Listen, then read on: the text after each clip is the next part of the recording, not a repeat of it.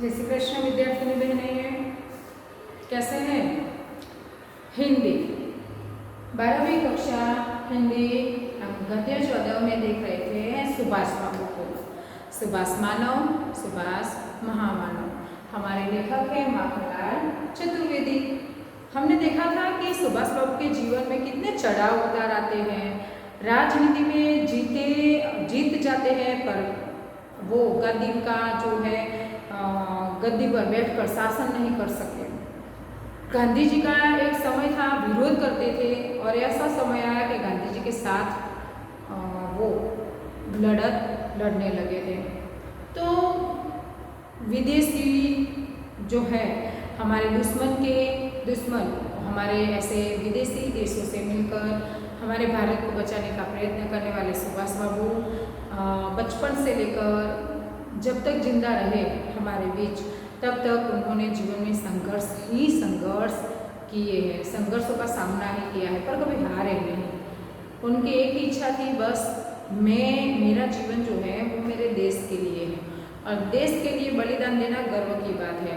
और बिना कोई अपनी व्यक्तिगत इच्छा रखे अपने आप को देश पर उन्होंने कुर्बान कर दिया था और देश को बचाने के लिए अथाग प्रयत्न किए थे। उनमें से कुछ बातें अभी भी बाकी हैं, हम हमारे भाग 3 में देखते हैं कि सुभाष बाबू फिर आगे क्या करते हैं या उनके जीवन में क्या हुआ था।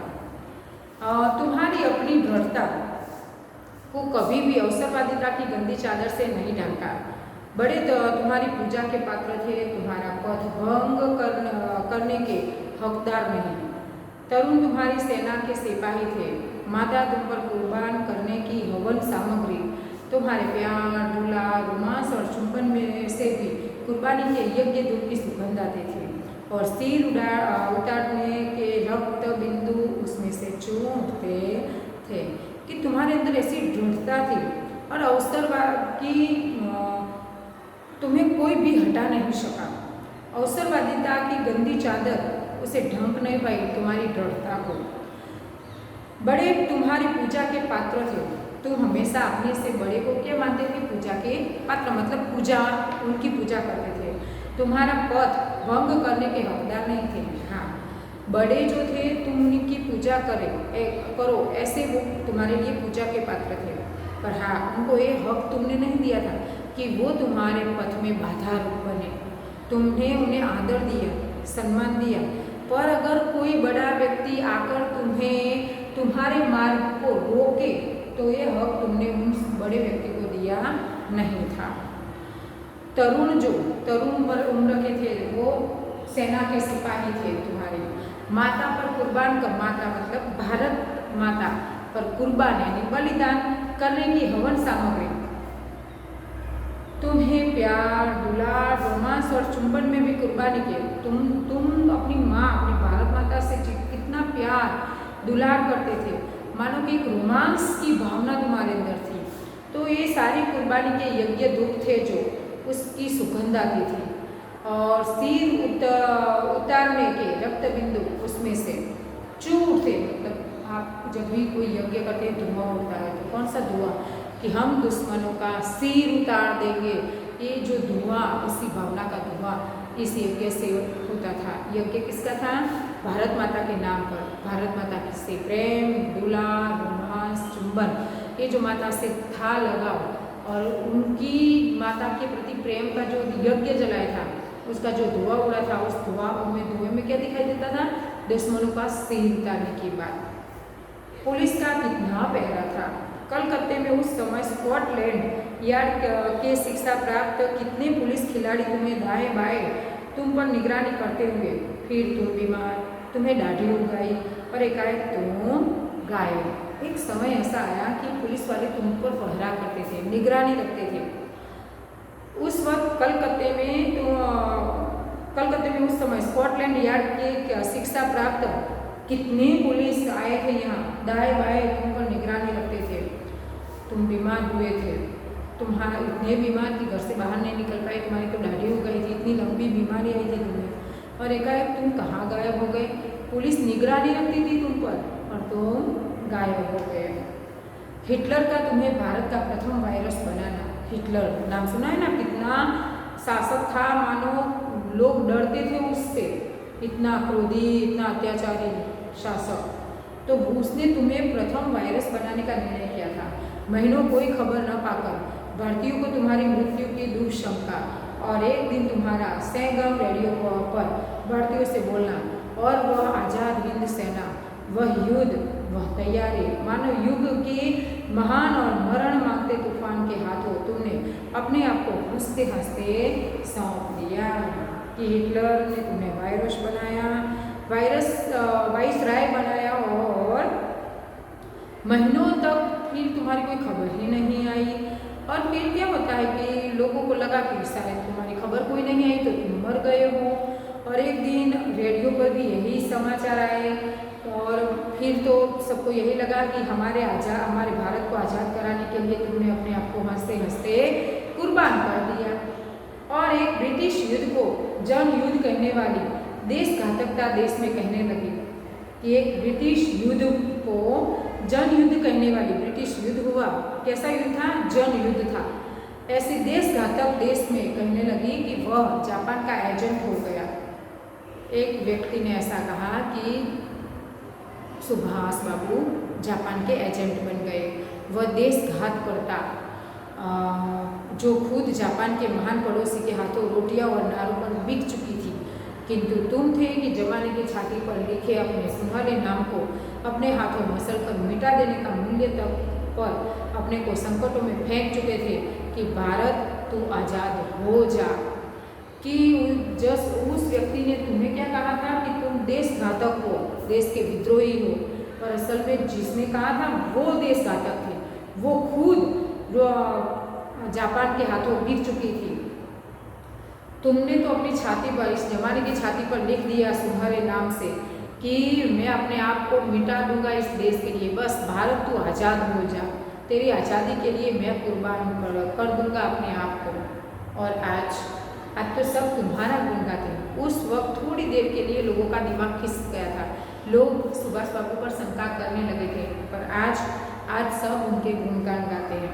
तुम्हारे सिपाही भारतीय सेना में ले लिए गए हैं। तुम्हारे साथ देने वाले जो सिपाही थे ना, आज भारतीय सेना में काम करते हैं। तुम्हारा जय हिंद का नारा, प्रश्न पूछा जाता है सुभाष बाबू ने कौन सा नारा दिया था? जय हिंद का नारा भारतवर्ष और भारतीय सरकार का नारा हो गया है। और स्वर्गीय शरद बोस से स्वर्गीय सरदार ईस्वी गले मिले थे और उन्हें भारतीय मंत्रिमंडल में जगह भी मिली थी, किंतु तुम भारतीय तरुणाई अपने में जब बल खोलेगी तो तुम्हें पुकार उठेगी। भारतीय की तरुणाई जब खिल उठेगी कि कोई तरुण ऐसा व्यक्ति जो भारत के लिए जागेगा, तब तुम याद आओगे।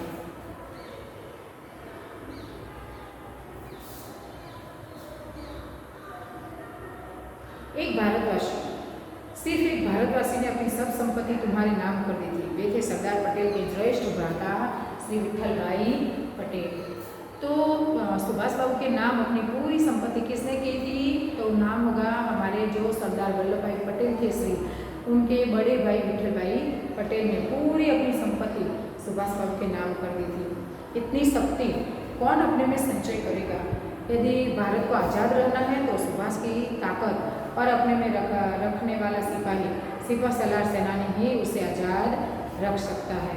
कि इतनी शक्ति किस व्यक्ति के अंदर होगी? यदि हमारे भारत को आज़ाद रहना है तो उसके अंदर सुभाष जैसी ताकत होनी चाहिए। सुभाष के अंदर जो सिपाही पड़ा था, एक सिपाही का जीव था, सिपाही की एक भावनाएं, संवेदनाएं थी, वो होनी चाहिए।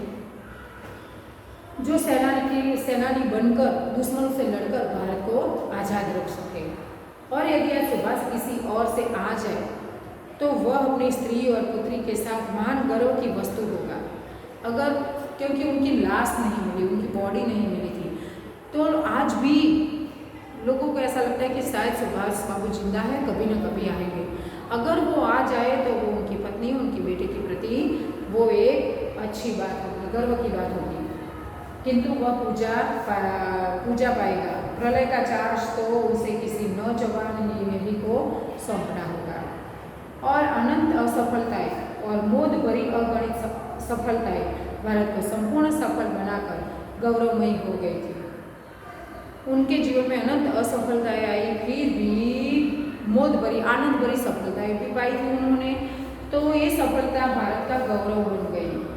क्रियाशील, स्वप्नदर्शी, भक्त और साधक जब अपने संकल्पों पर समर्पित हो, संघर्षों पर उतरता है, तब उस व्यक्ति की असफलताएं समाज और समूह की सफलता बनकर देश के रक्त में लौटती है, देश के लहू में लौटती है। कैसे? समाज और हमारे देश के लोगों के अंदर, समाज और हमारे समूह, हमारे जन पब्लिक के अंदर लहू बनकर दौड़ती है वो आज़ादी की भावना। कब?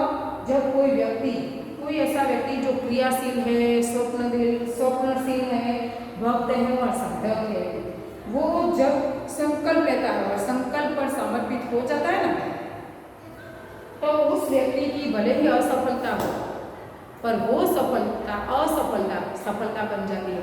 सफलता का नशा बनकर लोगों के लहू में दौड़ने लगती है। तो ऐसे क्रियाशील, स्वप्नदर्शी, भक्त और साधक व्यक्ति थे सुभाष बाबू। आज उनकी आज़ादी का जोश लोगों के दिलों में दौड़ रहा है, देशभक्ति का खून बनकर। तो ऐसे ही सुभाष बाबू को मैं कोटि कोटि वंदन करती हूँ। और हमारे देश में सुभाष बाबू की तरह हमारे देश पर कुर्बान होने वाले अनेक भारतवासी पैदा हो और हमारे भारत को संपूर्ण रूप में आज भी स्वतंत्र होने की ज़रूरत है। तो उस ज़रूरत के लिए वो अपने आप को समर्पित करें। आओ हम मिलकर जितना हो सके हमारे देश, हमारे भारत पर हम प्रामाणिकता से, सच बोलकर, अपने कर्तव्य निभाकर, अच्छी तरह से पढ़ाई करके, अपने हर फर्ज पूरा करके प्रामाणिकता से हम देशभक्ति करें, देश के लिए सेवा करें और ये जो देशभक्ति की भावना है वो हमारे दिल में बसाए और करके दिखाए। ओके, अगर यही करेंगे तो हम सुभाष बाबू को श्रद्धांजलि दे पाएंगे। मैंने तो शुरुआत कर दी है, आप करेंगे या नहीं? ओके, जय श्री कृष्ण।